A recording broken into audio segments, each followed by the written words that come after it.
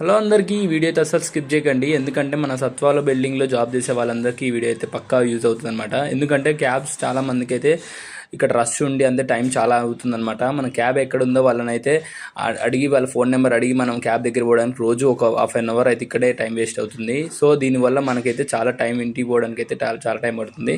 నా ఒపీనియన్ ఏంటంటే ప్రతి ఒక్కరికి ఎవరికైతే ఓన్ వెహికల్స్ ఉన్నాయో వాళ్ళు ఓన్ వెహికల్స్ వస్తే మనీ అయితే ఇస్తా అంటే బాగుంటుంది. ఎందుకంటే వాళ్ళకి 7,000 ఒకళ్ళు వచ్చినాయి అనుకో, వాళ్ళ హాస్టల్ కొంతమందికి ఓన్ వెహికల్స్ లేని వాళ్ళకి కూడా నియర్ బై హాస్టల్ తీసుకుని కూడా ఆ మనీ అనేది వాళ్ళు హాస్టల్ కట్టుకోవడం వల్ల మనీ అయితే కొంచెం మనకైతే యూజ్ అవుతుంది అనమాట. సో అయితే అందుకే ఈ వీడియో అయితే చేస్తున్నా. మీరందరూ ఒకటే చేయాల్సి ఉంటుంది.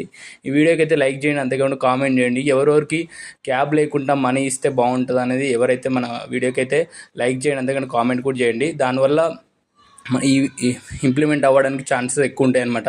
ఇది చాలామంది చూసి ఒకళ్ళ మేనేజర్లు చేయడానికి అయితే ట్రై